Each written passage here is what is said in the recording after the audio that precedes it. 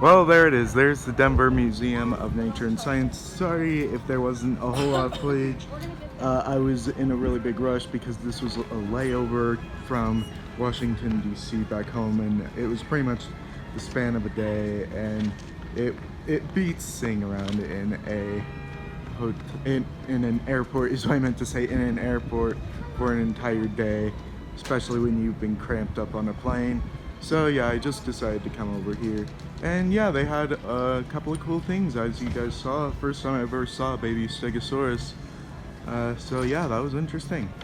So as always, make sure to like, comment, and subscribe to get notified whenever I put up new videos like this one. And as always, dinosaurs might be older than you, but you are never too old for dinosaurs. Bye bye.